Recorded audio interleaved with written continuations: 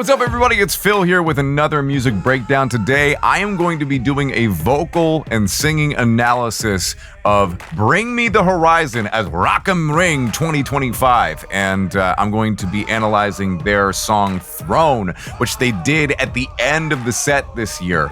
This is going to be a very... I hope that this is useful for people as far as... anybody who's interested in bands, how they sound at the end of their set and how they're able to endure through an hour and 25, hour 30-minute set like Bring Me the Horizon did. I am not very familiar with Bring Me the Horizon. I'm only familiar with about 3 or 4 of their songs. So this is going to be very interesting for me, and I'm excited to listen to Bring Me the Horizon in more detail here with today's breakdown. So without further ado, I'm gonna go ahead and bring it into play. Come on now. There we go. And let's have some fun. Let's see how this goes. Woo! Man, that is intense. The heat from that's got to be something else. My band and I have never done proper pyro. Someday.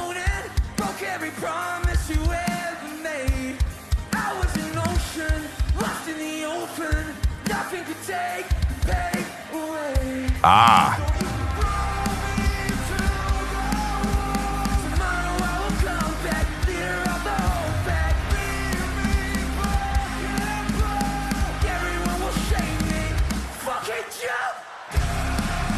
Okay, so if you want to watch the original performance, it is linked in the description below. This is a breakdown and vocal analysis video, so I'm going to be pausing a lot. That's the whole point. So, something that that Ollie is doing here, and I'll try to scale it back here a bit, and it's very smart, especially when it comes to live performance. Every chance that he can get, especially the fact that this is at the end of the set, he is taking every pause and breathing, taking a moment. He's taking away the microphone and bringing it back in to get a good breath. So let's watch that. Breath. Breath. Breath. And he's keeping his shoulders relaxed. Good. And then he's utilizing his band for the backing vocals here, giving himself a break. Yep, and letting that's another thing that's super important. There's a reason. There is an emotional, theatrical reason why singers hold the microphone out to the audience, but there's also a pragmatic and practical reason why we do that. It's so that way we can take a vocal break. And the fact that they're in an hour and 26 minutes at this point, he's looking for any chance that he can get to preserve the authenticity of the performance and the excitement of it, while also giving himself the chance to preserve the power that he'll need for the parts in the song that require it. So let's keep going. First time hearing the song too, by the way. That's a weird alien looking thing. Backing tracks, well used, very exciting. Obviously he's singing live. I think that's yeah, to me it's obvious that he's singing live, which is good.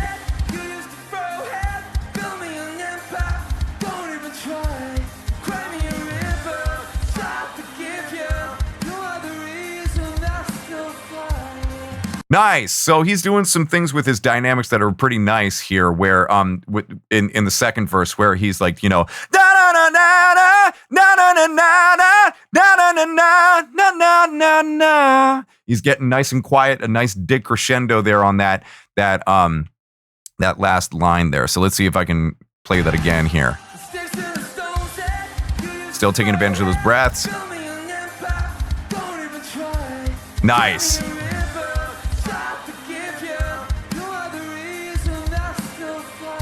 Nice, very nice control there. Doing the same thing, getting the crowd into it, preserving his voice.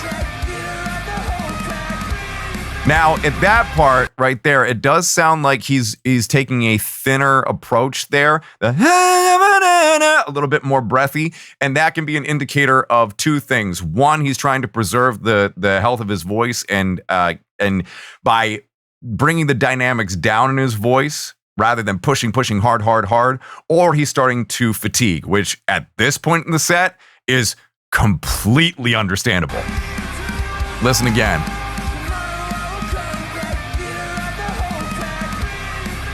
Yep.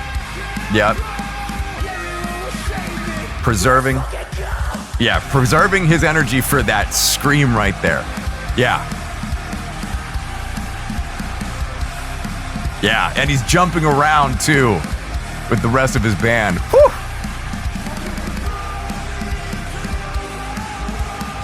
Man. Great backing band. The fact that they can all sing too is great.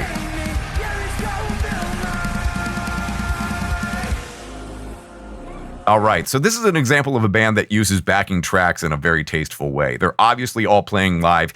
There is no pitch correction or melodyne that I can hear on his vocal right now. I cannot discern it. I cannot ascertain it, and I'm usually pretty good at picking out when pitch correction is being used. It has been used on some of my recordings with my band, much to my chagrin, but there are a significant amount of other recordings where I said, nah, don't do it, because I can hear it. And I feel like it personally, I feel like it takes away from the authenticity of a performance. It has been placed on voices. Audio engineers have made that decision for releases, either like live releases or whatever, where they put that on in post or whatever. And it's unfortunate because there's a lot of singers that aren't aware that that's happening, or the decision is being made for them by other people in their team. And I say, if you don't need it, get away from it. If you're using it for artistic purposes, fine. But if you're using it to cover up things, it's case by case, obviously. But I definitely prefer live, raw vocals like what Ollie is doing here in this performance. It sounds great. And he's doing a terrific job at enduring through this set. So yeah, let's keep going.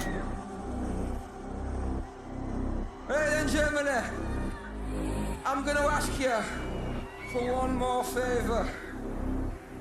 That's a great accent too. Pretty please. Native accent, obviously. Sit down. Oh boy. He's got frontman energy. That's absolutely for sure. There's a reason why Bring Me the Horizon is where they're at. And look, he's commanding the audience, getting them to do what he wants them to do. That is power that a lot of lead singers Don't be scared.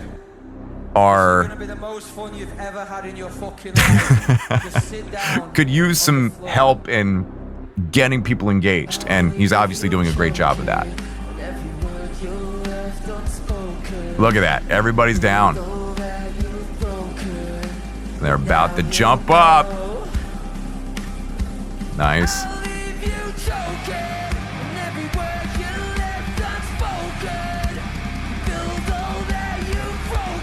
So he's using his... Okay.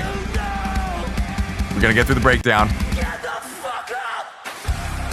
Nice! Wow. Look at that. Woo!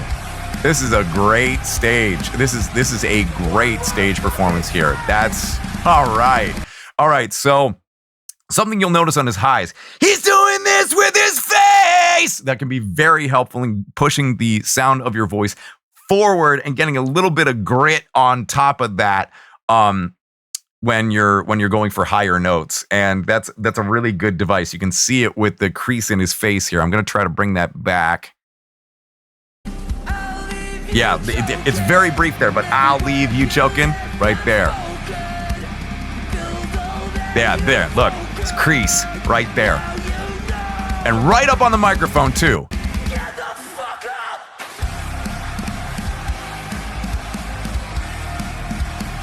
Fry scream on that F-bomb there.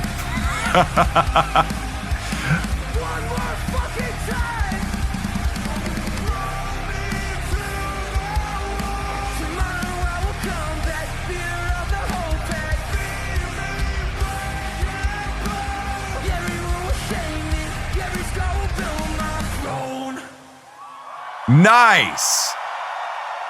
Nice. Dude, that was that excellent execution of a song at the end of a set, man. That is, and I'll tell you what, as a singer in a rock band, I'm in a band called Small Town Titans. The hardest thing that you can do as a lead singer and musician is get through that last song that everybody wants to hear.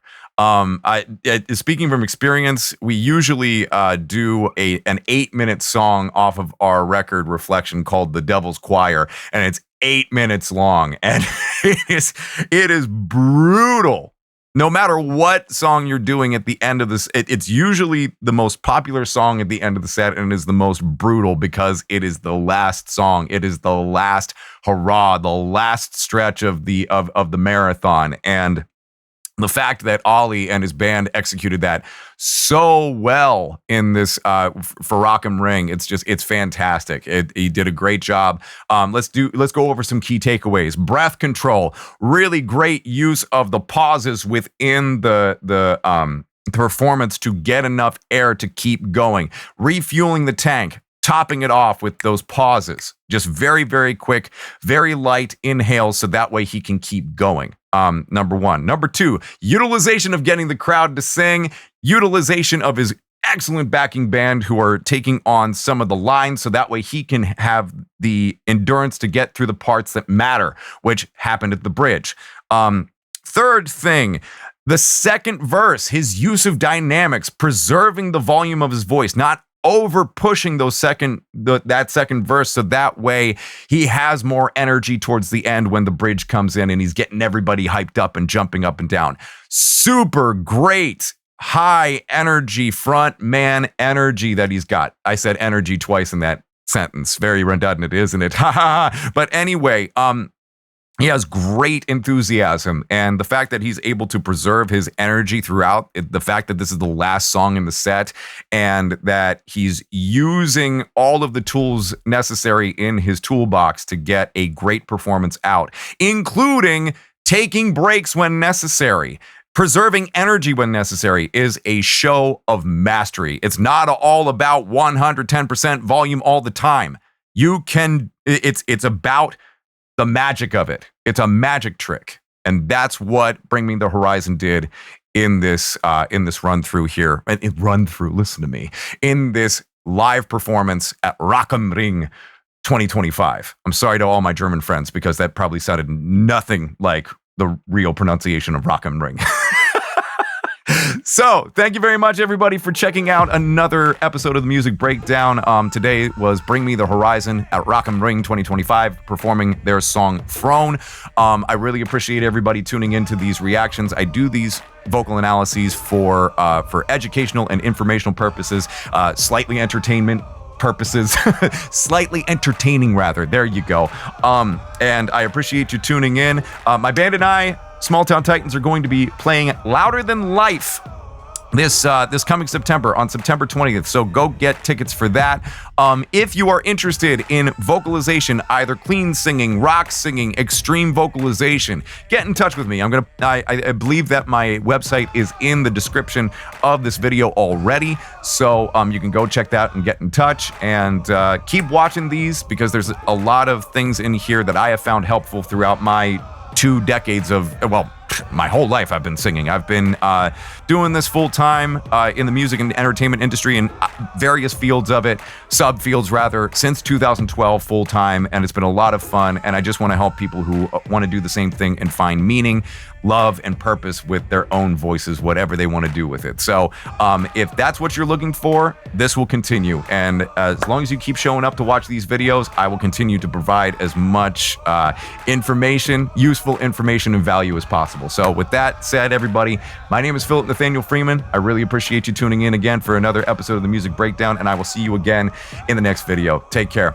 Peace and love. Bye.